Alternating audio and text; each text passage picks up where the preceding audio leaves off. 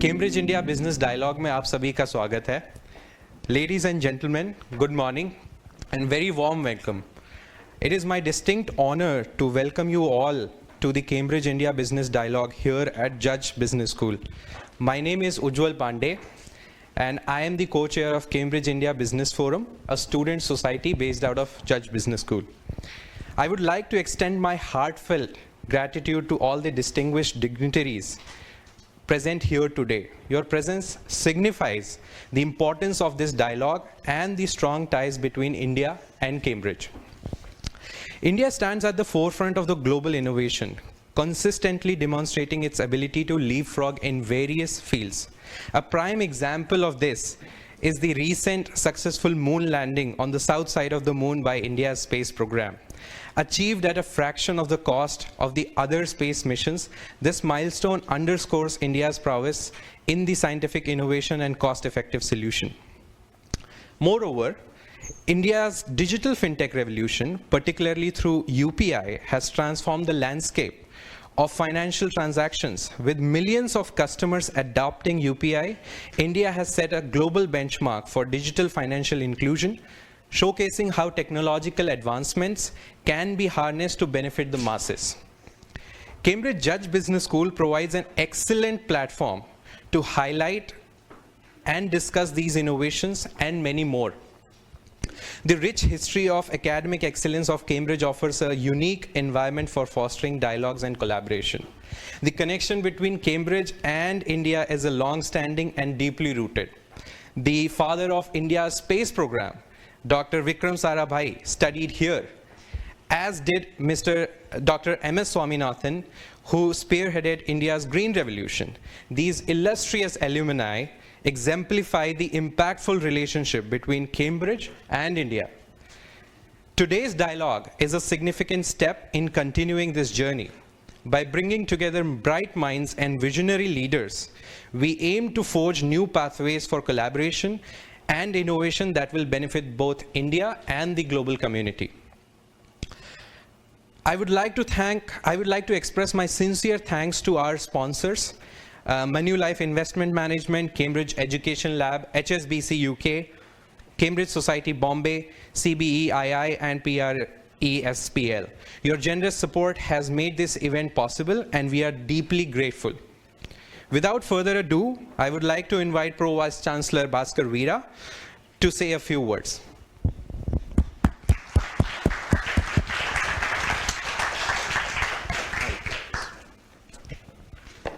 Thank you very much, Ujjwal, and from my side too, a really warm welcome to all of you who are present here today at the Cambridge India Business Dialogue. As Ujjwal has indicated, I'm Bhaskar Vira. I'm Pro-Vice-Chancellor for Education here at the university, and it's my distinct pleasure to welcome you to Cambridge on behalf of the university.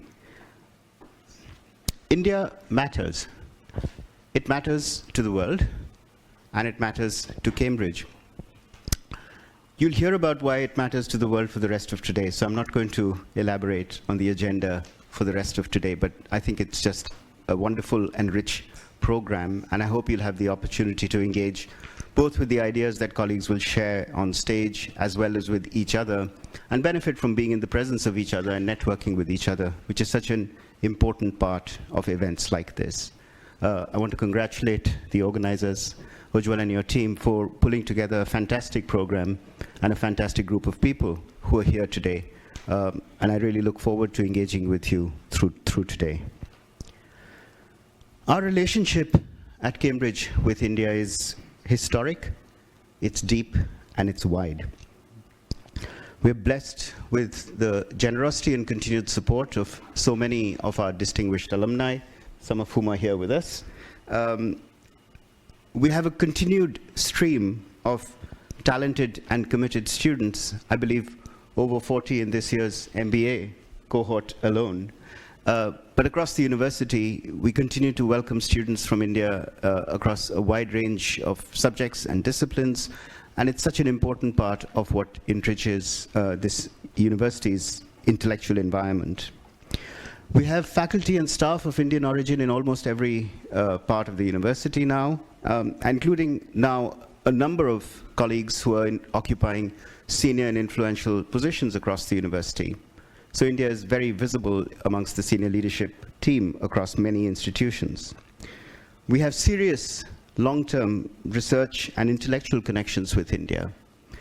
These are long-standing, deep. We have one of the world's oldest centers for South Asian studies in this university. This is a depth of engagement with India which goes well beyond current fashions. We also engage deeply with colleagues in the business and innovation sectors, with civil society, with government, and we continue to welcome students and encourage the mobility of our students to India and the mobility of students from India to Cambridge. These are really deep relationships that we want to continue to foster and celebrate. Today's theme, though, is around innovation, and you could be in no better place for this, especially in the presence of colleagues like Jaideep Prabhu, who's clearly somewhat of an expert in this theme. But innovation is also very much part of the Cambridge ecosystem. We did a recent study commissioned by us, but conducted by an independent consultancy, London Economics, who estimated that the contribution of Cambridge to the UK economy was of the order of £30 billion. This is the university and its spin-outs. So innovation is very much within the DNA of an institution like Cambridge, and we're proud to celebrate and support that innovation ecosystem. And of course, the heart of that innovation ecosystem is the Cambridge Judge Business School, which is where we find ourselves. So it's my pleasure to hand over the mic to the Dean of the Judge Business School, my colleague Gishan Dissanaike, and again extend a very warm welcome to all of you.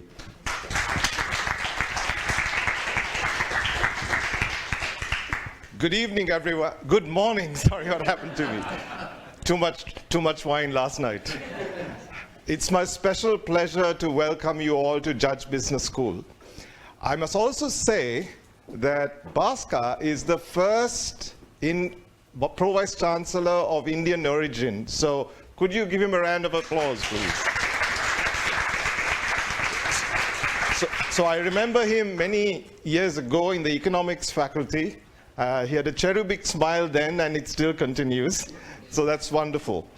Thank you very much to all our distinguished guests and sponsors who are here, to my faculty colleagues and students as well.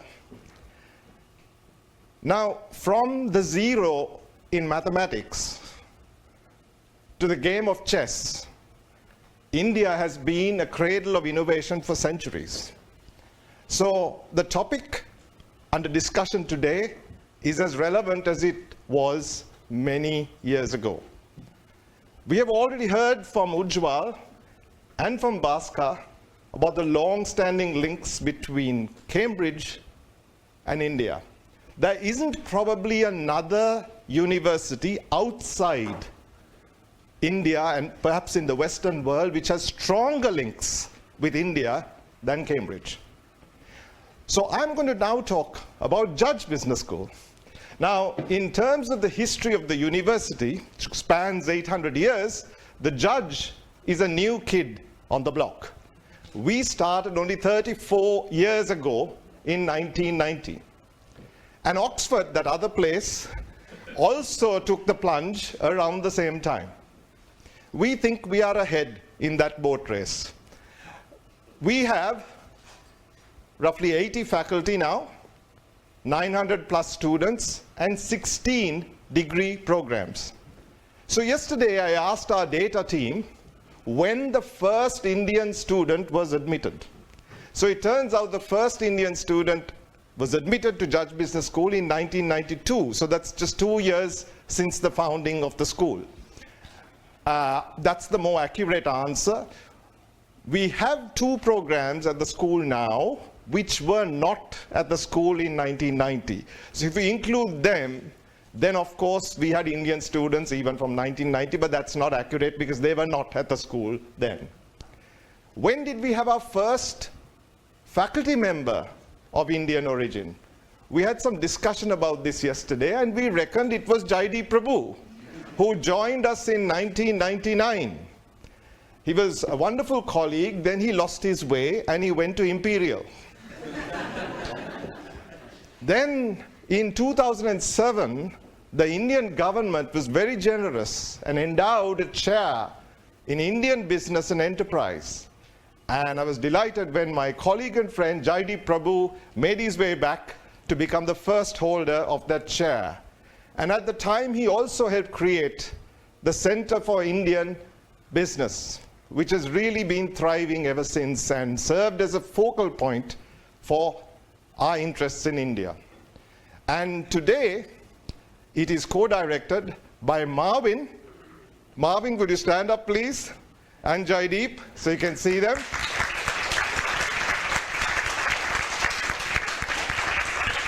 They bring many complementarities. For a start, in terms of hair, head, and facial, on average, between them, they have more hair on their heads and faces than the average 20-year-old. All right? They've been wonderful. Thank you for all that you do. But last but not least, I want to thank our organization committee, Ujjwal and others. Could you please stand up so that everybody can see you?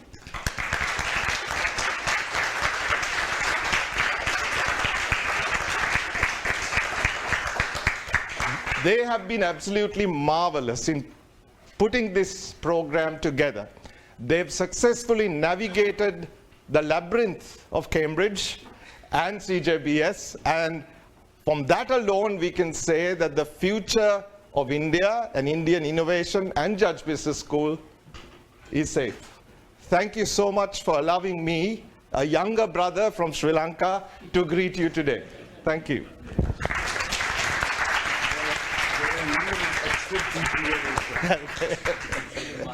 Sorry. You give it to Mansa. Mansa. Okay. Good morning, everyone. My name is Mansa Shroff, and I'm an MBA student here at the Judge Business School. So as a STEM student myself, it is my pleasure to introduce a champion of STEM right here, Ms. Lopa Patel. So Ms. Lopa Patel is a digital entrepreneur with extensive experience in creating startups and transforming business through technology. She is the founder of 2 ventures in online media and a data marketing consultancy. Ms. Lopa is also the founder and CEO of equality and inclusion think tank, Diversity UK, a trustee of the Science Museum Group, and a member of the Manchester Science and Industry Museum Advisory Board. Ms. Lopa has been recognized with numerous accolades, including an MBE for her services in the creative industries in 2009, the Queen's Award for the Enterprise Promotion in 2015, and an honorary doctorate by the Open University in 2017. In her recognition for her efforts to promote diversity and inclusion in science and technology and in the broader contribution to the British territory, society and culture. So thank you so much, Ms. Lopa, for being here. May I please request you say a few words? Good morning, everyone. How are you? So I come with lots of props, for which I apologize, but hopefully, if I can ask, Ujjwal, would you mind just... I do have a presentation, and let me use this as well. So why do I come with lots of props? Well, I hope towards the end of my talk you will understand why I do. I want to firstly thank the Cambridge India Business Forum for inviting me to speak, and also to Jaideep and Marvin for the very warm welcome I've had. As Mona explained, I'm at a sort of third stage of my career, which is a portfolio career, which is a mix of executive and non-executive roles. But I still describe myself as a digital entrepreneur. I really liked this year's theme, India Ahead, Shaping the Global Future with Local Innovations. And what I want to do is focus on what success means in that context. Next slide, please. So first, I thought I'd just explain to you a little bit about myself. My parents are Lopa Patels from Gujarat. That's the, oh, we've lost the map, but sorry, go back a bit. But that's on the right-hand side, you can see a picture of the stepwell from Ahmedabad. What does that mean? Well, Patels for those of you who don't know, were village-based tenured landowners. And historically, it was very traditional for land to pass from father to son. And what that means is that over time, the land pieces got smaller and smaller and smaller, and it was very difficult for people to actually live off the land. And many, found themselves in great difficulty. So if you're a girl, what does that mean? Well, for girls, there were very low expectations. If you're a Lopa Patel girl, the expectation is that you would not necessarily study. You certainly wouldn't start a business. You weren't expected to innovate anything at all. So it's quite interesting. It's almost ingrained into our psyche that, girls, it's all about the boys, and you are meant to be obedient, you were meant to listen to your parents, and you understood your elders to be wiser than you. And I only mention this because a life of low expectations, if you have very low expectations on yourself, that's a drag on innovation. How are you meant to actually come up with new things? There are lots of people standing. Please do come, feel free to come and sit down. This is an open dialogue.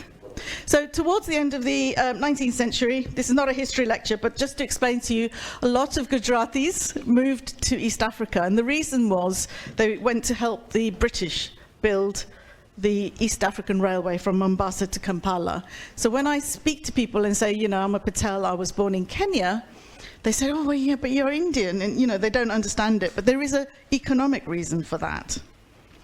In the 1970s, as British subjects, we moved to London. And finally, on the left-hand side, you'll see that there's a picture of San Francisco.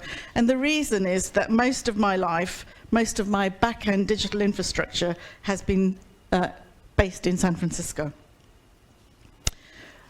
Coming back to Britain, I'm very, very grateful for Britain, because what it allowed me to do is it allowed me to get an education. If I'd stayed in India, if I'd stayed in Africa as a woman, and a Lopa Patel woman, I don't think I would have had that opportunity. The other thing about Britain, and I think that's something as Indians you must appreciate, it's a really easy place to set up a business.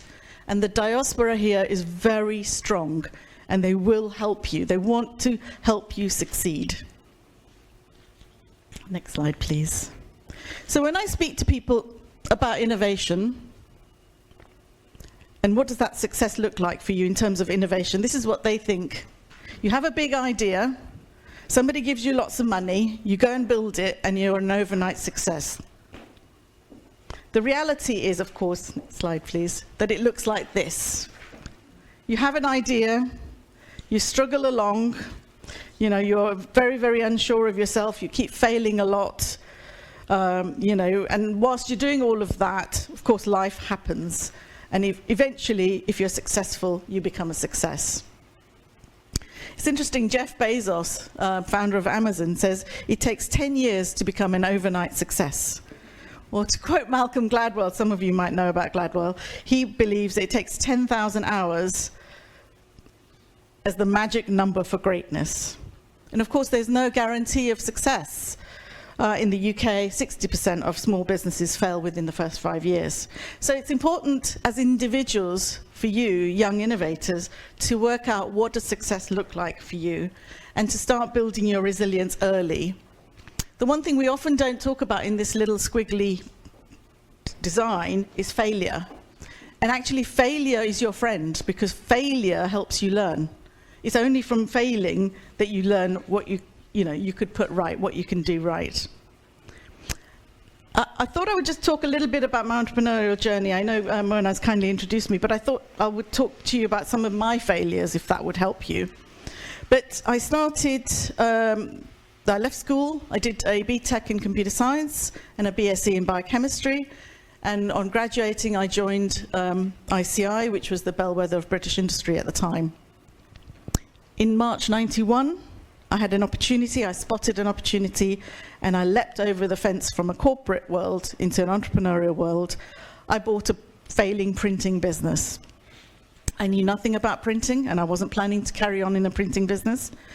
But I saw an opportunity, and I borrowed £4,000 from my husband in exchange for 50% of the business. And my brother, who's an accountant, he helped me set up a business bank account, and he got me an overdraft from the bank. So £9,000 was my seed capital, not a lot. The business eventually, well, when I started, became DMS Direct, and it was a data marketing company, and our turnover was 780,000 within 3 years, which is about 1.7 million in today's money. So you can tell I wasn't very good at economics to have given away 50% of my business for £4,000. But thankfully, I'd given it to my husband, so it's still within the family. That's the other thing about Patels, they like to keep everything within the family. Sorry, just go back a little bit. In 2001, I invested 135,000 of my own money into redhotcurry.com, which was a lifestyle portal. And the money came from my own savings and from a lot of borrowings. About 50,000 was on different credit cards. Now, that sounds a bit weird, but I always tell young entrepreneurs, don't keep waiting and waiting for somebody to invest in you. See how much money you can raise yourself. And credit is actually remarkably valuable tool. So you should actually be looking at your credit score and how much that allows you to borrow. And as a woman, that's really important. So get as many credit cards as you can. Don't buy shoes on it, but keep that in your back pocket as potential revenue for your business. Just fast forward 20 years, in 2012, together with a number of friends, I co-founded Equality Charity Diversity UK, and I'll tell you why that's important a little bit later on. But my entrepreneurial journey continued. In 2013, I launched Asian Power Couples, which was a glossy annual magazine full of really great articles about parties and fashion and glitz and glamour. It's terrific. In 2015, I launched New Asian Post, which was about the untold stories of the Asian diaspora, very news and business focused. And at the same time, I repurposed Red Hot Curry to be an e-commerce tool. And you can go there and you can still buy your spices and some kitchen utensils if you feel like it. So that's kind of the entrepreneurial journey at the bottom. But on the top, in 2015, I launched an initiative called Asians in Tech. And what that is it's become a platform to help other people like myself. It's become a springboard. And in 2019, we launched Pioneers Awards, and quite a number of Cambridge graduates are pioneers. And in fact, quite a lot of them are on the list that we produce, and quite a lot of them actually help me with things like the tech showcases, which are elevator pitches, particularly for Asian founders. Last year, thanks to the help of Jaideep and the Cambridge Judge Business School, we set a project for the Cambridge Venture Project team, and they undertook an evaluation of the impact of the initiative. And we've captured some of their findings in a report which you can download from Asians in Tech. I mean, I've run through 30 years really quickly, but in that time, if I look back on my life, I've created 3 businesses, a charity, and at least 3 brands.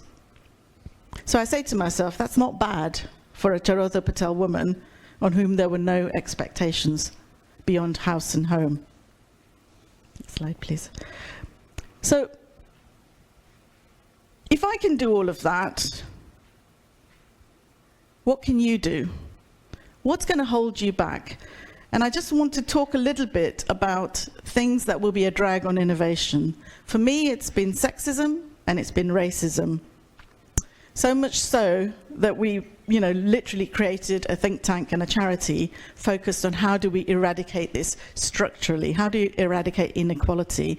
And this kind of simple cartoon tries to explain how companies approached DE&I, diversity, equity, and inclusion, and why it's not working. So, for example, if you look on the left, diversity assumes everybody benefits from the same support. Well, that's fine, but as you can see, that doesn't always work. Equality means everyone gets some support to overcome a barrier, but it doesn't mean removing the barrier. And of course, on the right-hand side, we have inclusion, which involves removing the barrier completely. But I ask you, how many companies actually talk about inclusion and belonging? How many? You're looking out there, companies that you're going to work with, how many actually talk about them? And if they're not even talking about it, then they're certainly not doing any of that. So tackling inequality is kind of one of the most fundamental points of innovation. Next slide, please. And it's neatly summed up in this little cartoon. It's difficult to have fresh ideas if everybody around the table looks like you. One of the biggest problems we face is that for half the population of the world, there are simply still too many men around the table.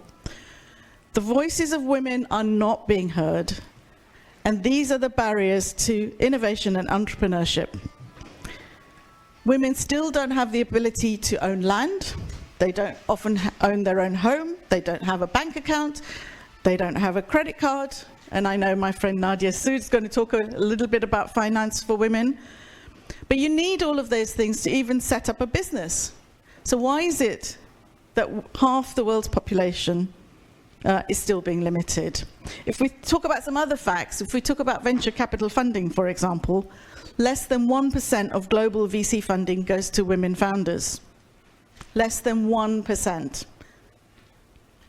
And you wonder, why is it, that they're not innovating at the same rate as men? There was a review done by the UK government, commissioned by the government, called the Rose Review, and it estimated for this country alone, this little country, £250 billion could be added to the UK economy if we could just persuade women to set up businesses at the same rate as men.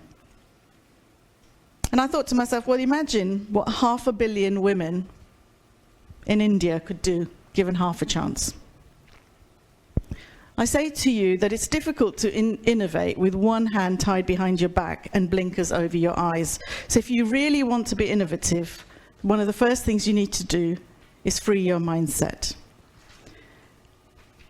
And instead of trying to be a success, so strive not to be a success, but rather to be of value. In that way, you will shape your innovation journey to be one of purposeful creation. Thank you very much.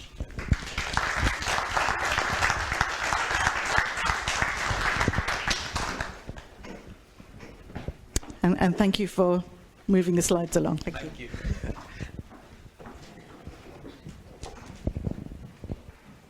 I'll hand it. Thank you.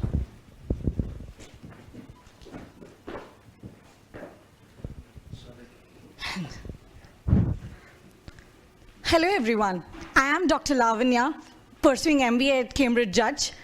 And ladies and gentlemen, it's my great honor and privilege to introduce you to the man whose work has profoundly impacted global healthcare, Dr. Yusuf Hamied.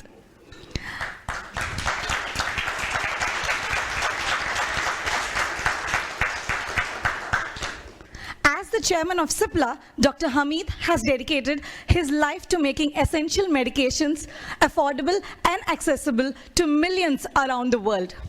A graduate of Cambridge University with a PhD in organic chemistry, Dr. Hamied has transformed the pharmaceutical landscape with his visionary leadership and unwavering commitment to social good.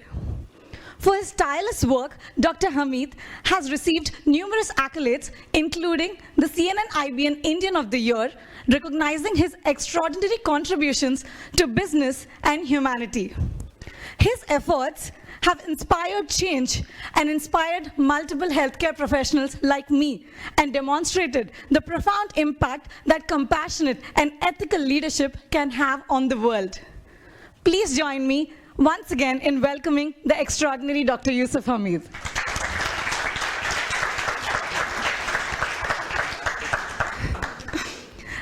So yes, we'd like to know, Dr. Hamied, you've had an illustrious career and made significant contributions to global healthcare through your leadership at CIBD.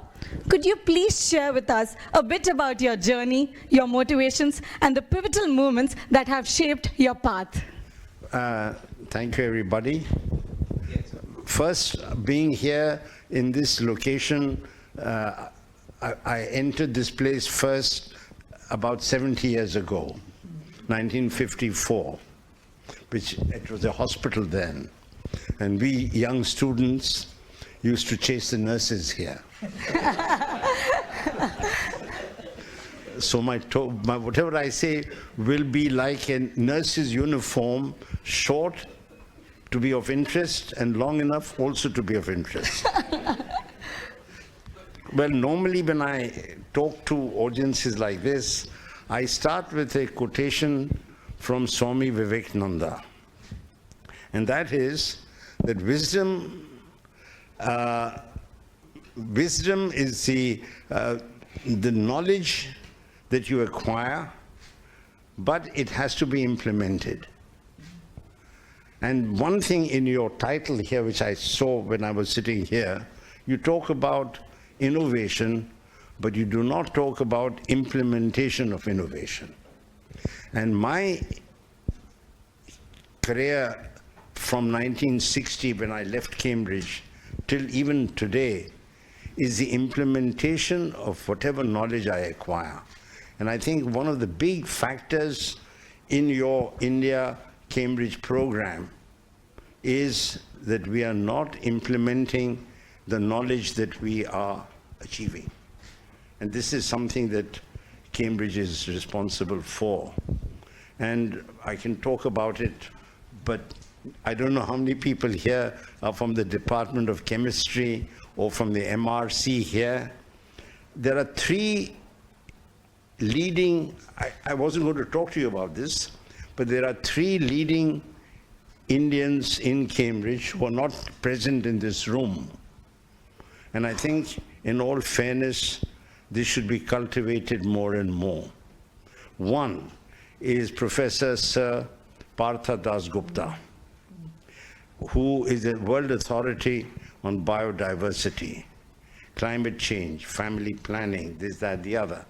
And I think if at all Cambridge has to do something positive in India, you have to do more and more partnerships in biodiversity.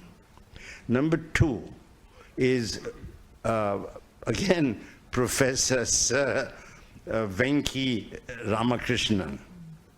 Now, he's a Nobel Prize winner in chemistry or medicine, 2009. And he is in developing technologies in gene therapy. Along with him, the third Indian who is absolutely world authority, again, in gene technology, is Professor Sir Shankar Balasubramaniam.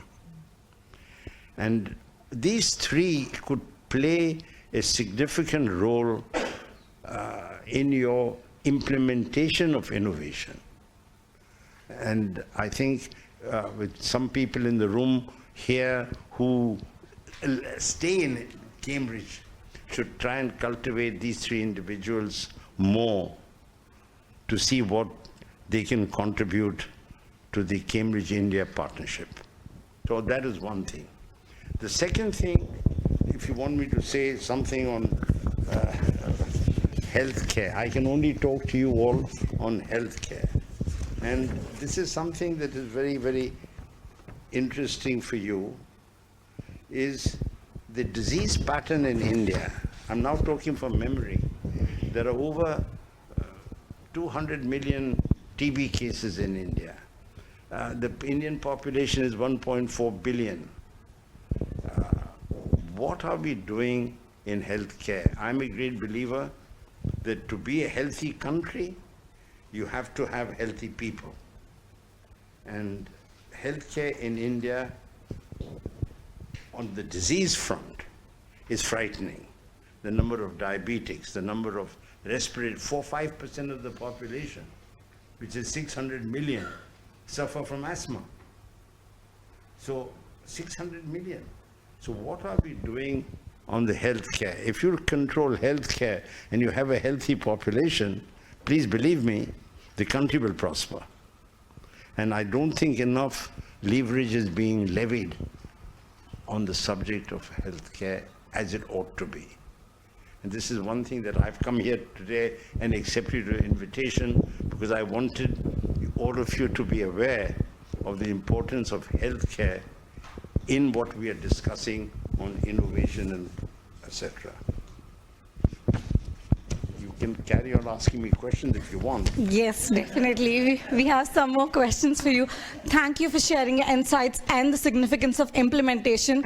So I'd like to share the fact that CIBD's introduction of affordable HIV treatments revolutionized access to life-saving medications for millions. So we have a question about implementation, where could you please discuss the approach and strategies behind behind these initiatives and the key challenges you experienced during its implementation? Well, this is a very personal question, but when I left Cambridge and came to India, I found that there were many gaps in the healthcare scenario. One was, all of you must first understand what is healthcare and what is the pharma industry. It is summed up in 2 words. The first word is monopoly.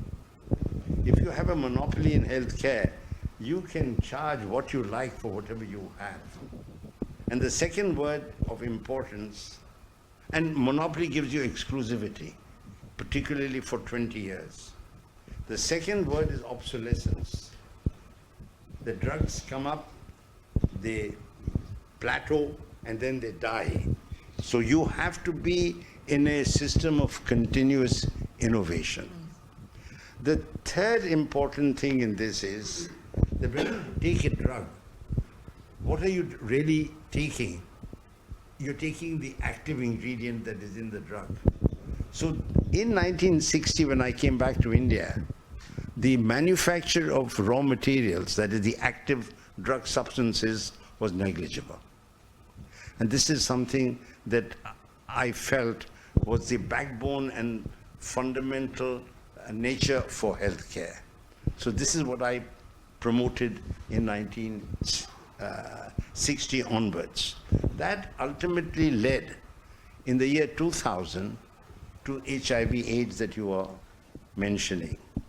At that time, an AIDS patient had to take 14 tablets a day, made by various manufacturers, all covered under patent. But again, I'm digressing. In 1961, we formed an Indian Drug Manufacturers Association.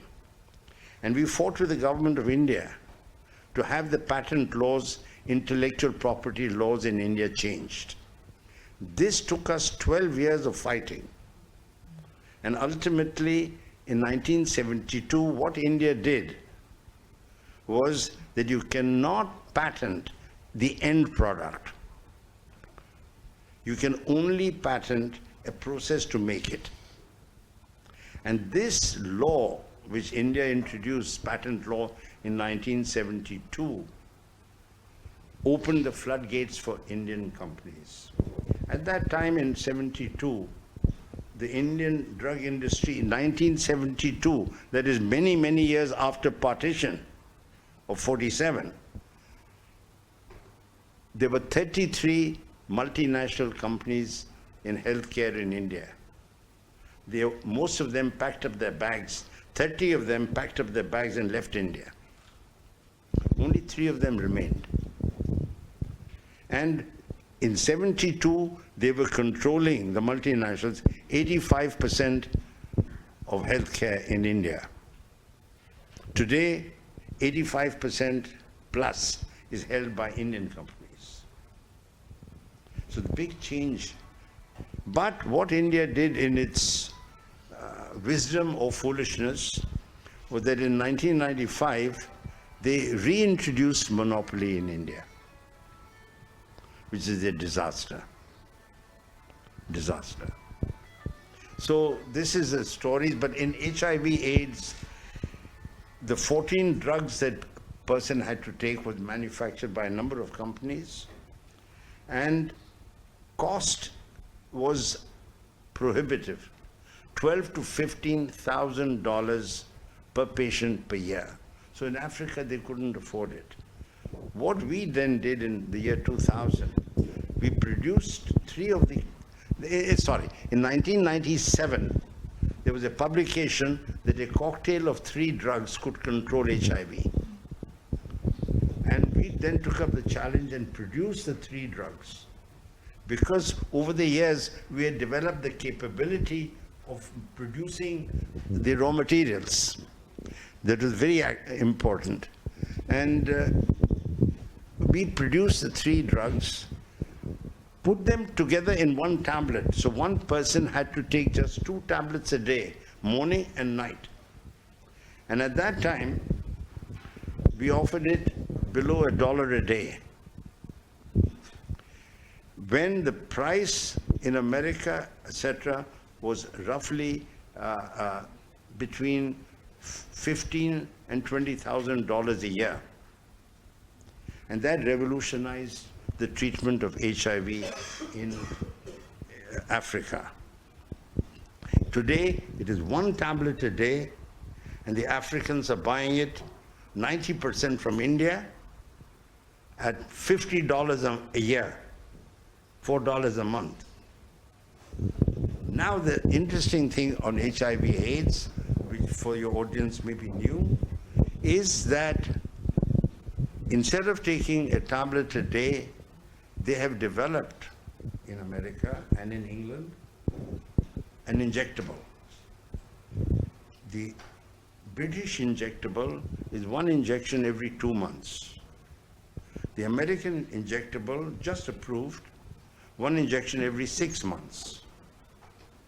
So we are hoping, the English one has already been licensed to Indian companies, and hopefully the American one will also be licensed. So then one could control HIV like a vaccination, 1 injection every 6 months for both patients who are already HIV or those under what is called PrEP, who may be high-risk candidates to get HIV. So this is something to look for in the future, innovation that you might have very soon, a so-called injection once in 6 months to control HIV, which will be a big breakthrough. And hopefully India will be producing it also for Africa. Now, what should be the price of that? I'm told, and I stand corrected, that the price in America would be $20,000 per injection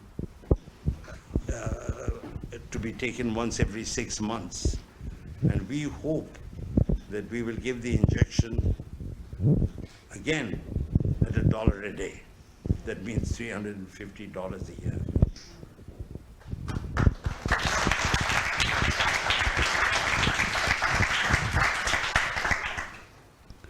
Thank you for sharing the strategic initiatives that you have taken to make the drugs accessible, and the initiatives are invaluable.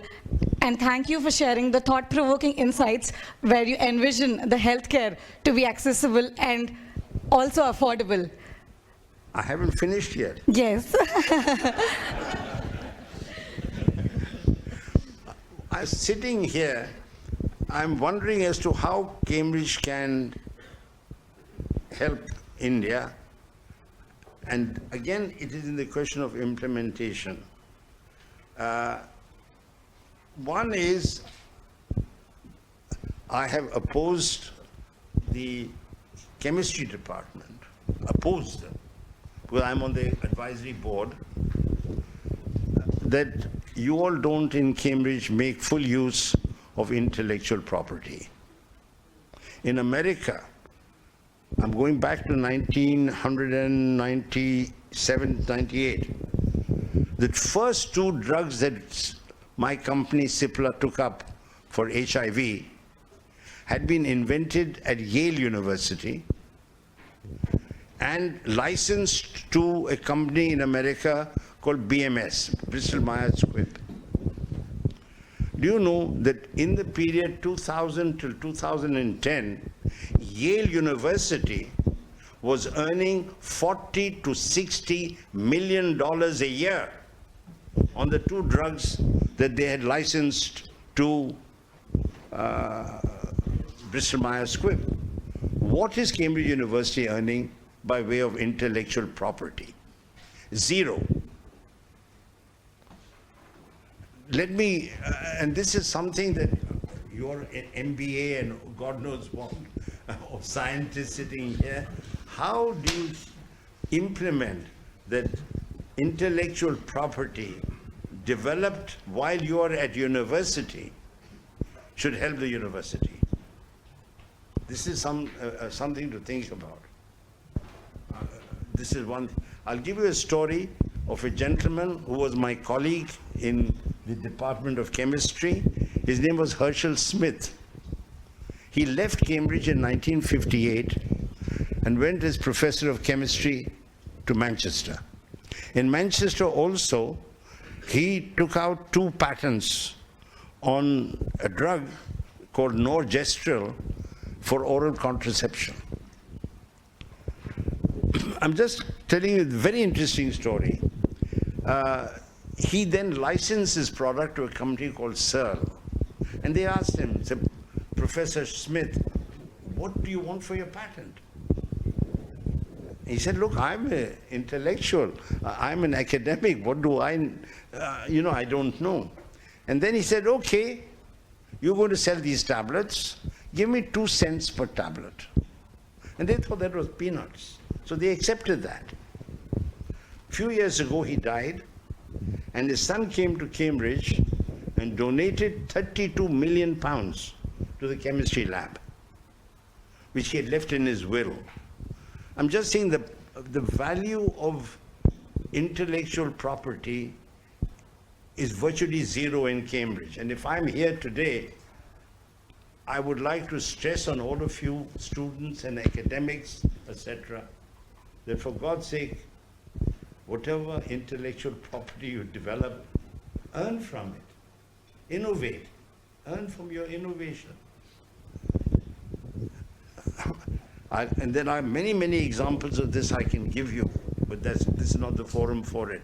But this is something I really wanted to stress today, was that Cambridge is lacking, the university is lacking, that they do not. When you engage in industry, you've been in industry, you just mentioned ICI and whatnot. When you join a university, institution, what do you have to say in your agreement?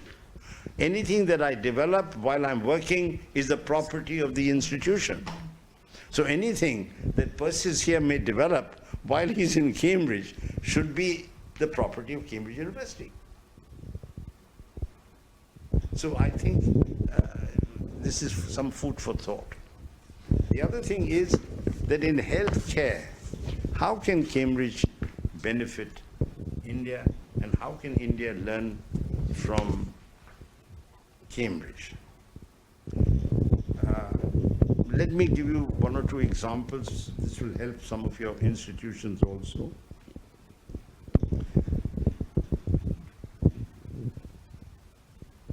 In the drug industry, if you have new drugs for various diseases developed in the Western world, they get accepted. If developed in India and third world countries, those drugs are not accepted.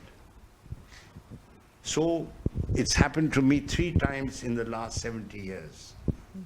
I've developed a new drug, gone to the doctor, said, doctor, why aren't you using my drug? And the response has always been that if you, Dr. Hamied, if you say this drug is as good as you say it is, how come Glaxo and Pfizer not brought it out before you?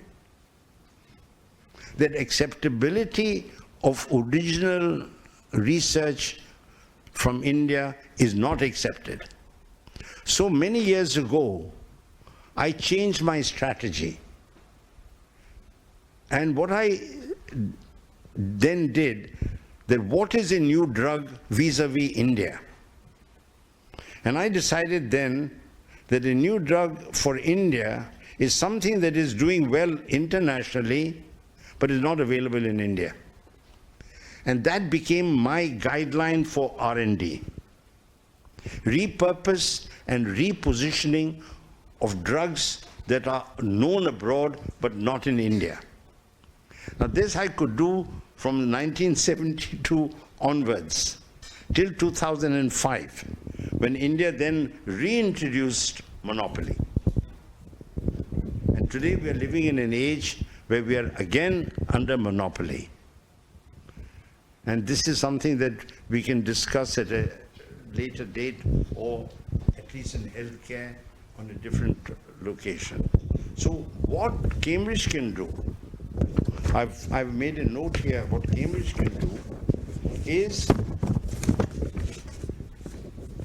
help and develop newer methods of making older drugs that India require. Make out first a list of the drugs that India uses and which are free to be manufactured. Then India today lacks totally in many technologies. We do not have a fermentation industry. Does Cambridge have any resources here to develop fermentation technology? Then stem cells technology. Then you have gene therapy technology. Then you have biotech technology. India is lacking in many, many areas of science. The only thing we are partly good at is what they call small molecules.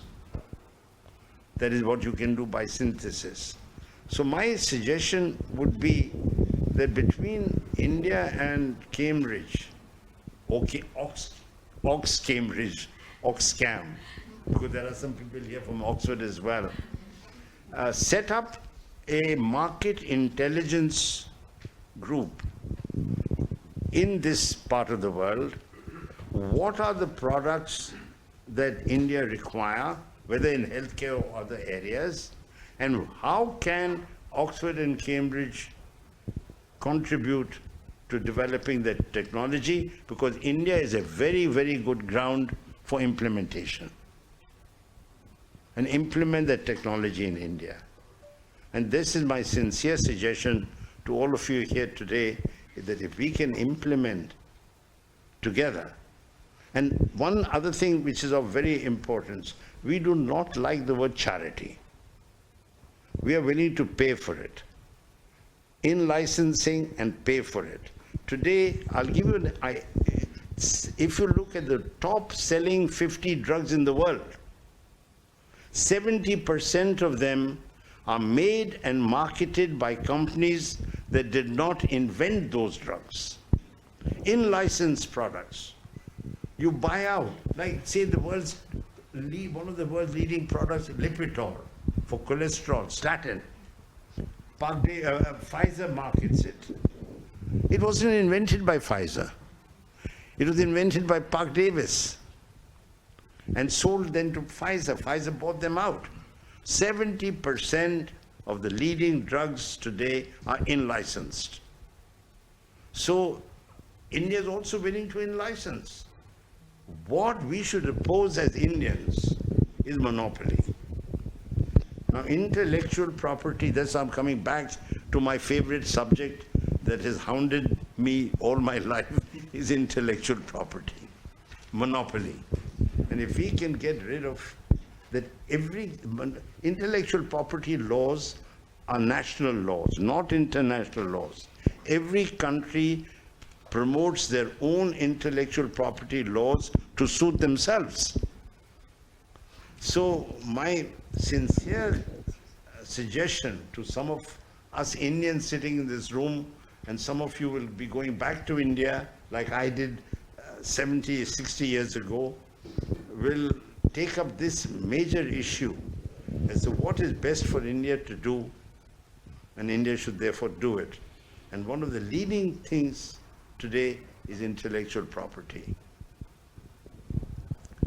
So on that note, if there are more questions I can answer, but I leave it to you. There are a bunch of healthcare professionals who would love to ask you more questions, but maybe we would ask them to you in the break or during the reception in the evening. But I would like to say thank you for sharing your journey, insights, and ideas about innovation and implementation, and also feeding our minds, who are students, scientists, businessmen, to take the right path and do good for India and the world. Thank you.